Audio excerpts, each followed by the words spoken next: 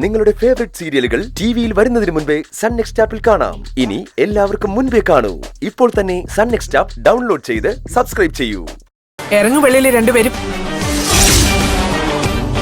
ഇനി ഒരു നിമിഷം ഈ വീട്ടിൽ കണ്ടുപോകരുത്. ഇറങ്ങടാ. അമ്മേ, എന്താ ഇത്? ഏടത്തി എന്തിനാ ഇങ്ങനെയൊക്കെ പറയുന്നത്? പിന്നെ അല്ലാതെ പെറ്റ തള്ളയുടെ വാക്കിനേക്കാൾ വലുതാണ് ഈ കള്ളിയായി വിളങ്കി. പിന്നെ എന്താ വസ്തു ഞാൻ ചെയ്യേണ്ടത്? ഇറങ്ങി പോട്ടെ രണ്ടും എവിടെയെങ്കിലും. അപ്പൊ എന്നെ ഇറക്കി വിടാനാണ് അമ്മയുടെ തീരുമാനം അല്ലേ? ഞാൻ പറയുന്നത് അനുസരിക്കാൻ ബുദ്ധിമുട്ടാണെങ്കിൽ അത് തന്നെയാണ് എന്റെ തീരുമാനം.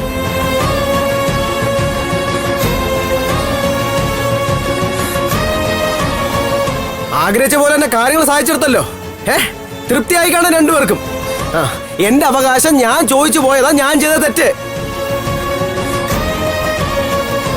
അതിന് രണ്ടുപേരും കൂടെ ചേർന്ന് അമ്മയെ കൂടി കയ്യിലെടുത്തിട്ട് എന്നെ തന്നെ വീട്ടിന് പുറത്താക്കി. കാണിച്ചു തരാ ഞാൻ. വാശിവാനി, നമുക്കിറങ്ങാം. പ്രണവേ, പ്രണവേ,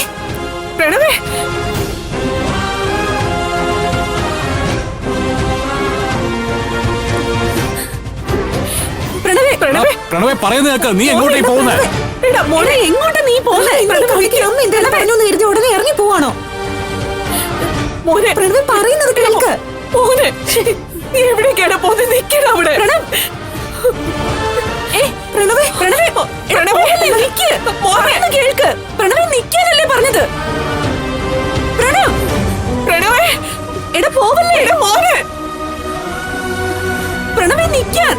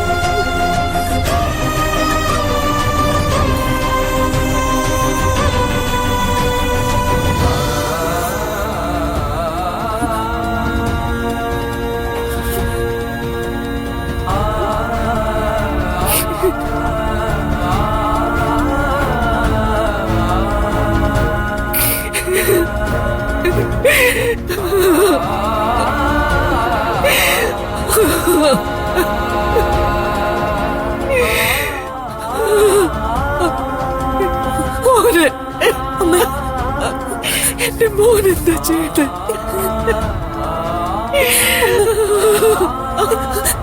മോനെ, എന്റെ മോനെ ഇറങ്ങിപ്പോയില്ലേ? അയ്യോ,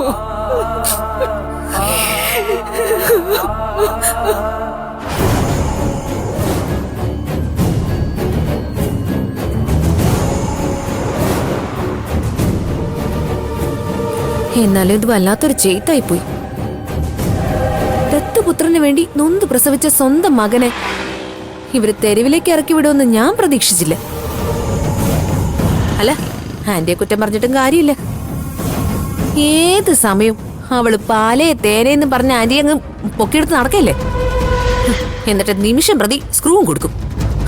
ഗൗതമന്റെ അഭിനയം കൂടി ആവുമ്പോ എല്ലാം പൂർണ്ണായി. എന്തായാലും നിധിയുടെയും ഗൗതമന്റെ തന്ത്രം അങ്ങ് ഫലിച്ചു. പ്രണവനെ തെരുവിലേക്ക് ഇറക്കി വിട്ടില്ല. അതെ, ഈശ്വരമംഗലം വീട്ടിൽ നിന്ന് ഇറങ്ങിയെന്ന് കരുതി ഞാൻ നടുറോഡിലായി പോകുന്നാണോ അവര് കരുതിയിരിക്കുന്നത്? ഒന്നും വേണ്ട. ഈശ്വരമംഗലത്തെ സ്വത്തും പണമൊന്നും ഇല്ലാന്ന് കരുതി പ്രണവ് ഭിക്ഷ യാചിക്കാനൊന്നും പോകുന്നില്ല. അവിടുത്തെ 5 പൈസ ഇല്ലാതെ എന്നെ ബിസിനസ് ചെയ്ത് ജീവിക്കാൻ പറ്റുമെന്നേ ഞാനൊന്ന് കാണിച്ചു കൊടുക്കട്ടെ. അവിടത്തെ സ്വത്തും പണവും നഷ്ടപ്പെട്ടല്ലോ എന്ന സങ്കടത്തിലാണ് ഞാനതെങ്ങനെ തിരിച്ചു പിടിക്കാന്ന് ആലോചിക്കുമ്പോ ഇവിടെ അടുത്ത് ഒന്നും വേണ്ടെന്ന് വെല്ലുവിളിക്കുന്നു. നീ എന്തോ ആലോചിക്കുന്നേ? ഒന്നുമില്ല, ഞാൻ അവര് കാണിച്ച ക്രൂരതയെക്കുറിച്ച് ആലോചിച്ചു പോയതാ. മനഃപൂർവ്വം അവർ 3 പേരും കൂടെ ചേർന്ന് ഉണ്ടാക്കിയ കള്ളക്കഥയാ ആ നെക്ലസിന്റേത്. പെട്ടെന്ന് അവര് പൂജ തീരുമാനിച്ചപ്പോഴേ എനിക്ക് സംശയം ഉണ്ടായിരുന്നു. പക്ഷെ ദൈവത്തിന്റെ പേരിൽ പോലും എന്നെ കുടുക്കി കളയുമെന്ന് ഞാൻ പ്രതീക്ഷിച്ചില്ല. അപ്പോഴേ ഞാൻ പറഞ്ഞതാ ഈ പൂജയ്ക്കൊന്നും ചെന്ന് ഇരുന്ന് കൊടുക്കണ്ടെന്ന്. നിനക്കല്ലായിരുന്നോ വലിയ അത്യാവശ്യം? അല്ല പ്രണവേ, ഇനിയിപ്പോ നമ്മൾ എങ്ങോട്ട് പോവും? എവിടെയെങ്കിലും ഒന്ന് തലചായ്ക്കണ്ടേ? അതൊരു പ്രശ്നം തന്നെയാണ്. ഞാൻ ഒറ്റയ്ക്കായിരുന്നെങ്കിൽ കുഴപ്പമില്ലായിരുന്നു. നീയും കൂടെ ഉണ്ട്, അതാ പ്രശ്നം. അതൊന്നും സാരമില്ല. എവിടെ ആയാലും പ്രണവ് എന്റെ കൂടെ ഉണ്ടാവണം. അത് മാത്രം മതി എനിക്ക്. ഏത് സങ്കടവും ഞാൻ സഹിച്ചോളാം. ചേട്ടനെന്ന് പറഞ്ഞാൽ ചാവാൻ നടന്നവനാ ഞാൻ. ഏട്ടത്തിയെ അമ്മയായിട്ട് തന്നെ കണ്ടതുവാ. പക്ഷേ സ്വത്തിന്റെ കാര്യം വന്നപ്പോ കറിവേപ്പില പോലെ എന്നെ എടുത്ത് കളഞ്ഞവര്. ഇപ്പോഴെങ്കിലും എല്ലാവരുടെയും തനിരൂപം മനസ്സിലായല്ലോ പ്രണവിന്. ഒന്നും വേണ്ടെന്ന് പറയല്ല വേണ്ടത്. ഇതിന് തക്കതായ തിരിച്ചടി കൊടുക്കണം. അത് ഞാൻ അവിടെ നിന്ന് ഇറങ്ങിയപ്പോ തന്നെ മനസ്സിൽ കുറിച്ചിട്ടതാ. ഞാൻ ആരാണെന്ന് കാണിച്ചു കൊടുക്കും എല്ലാവർക്കും. അതിനെക്കുറിച്ചൊക്കെ പിന്നെ ആലോചിക്കാം. ഇപ്പോ സേഫായിട്ടുള്ളൊരു ഇടം കണ്ടെത്തണം, അതാണ് അത്യാവശ്യം. നമ്മളിപ്പോ എങ്ങോട്ടാ പോവാ? ഫ്രണ്ട്സിന്റെ ആരെങ്കിലും വീട്ടിലേക്ക് പോയാലോ? അത് വേണ്ട, നാണക്കേടാ. പിന്നെന്ത് ചെയ്യാനാ?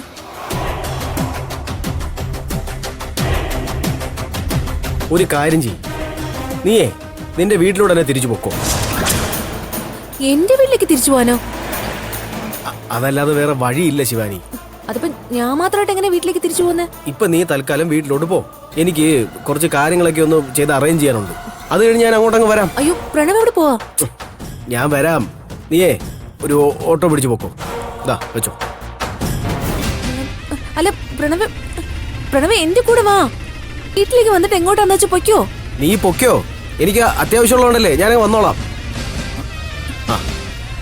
അല്ല പ്രണവ് എനിക്ക് കുറച്ച് അത്യാവശ്യം. നീ അടുത്ത് ഓട്ടോ പൊക്കോ. അല്ല പ്രണവ് ഞാൻ പോട്ടെ ഞാൻ വരാം.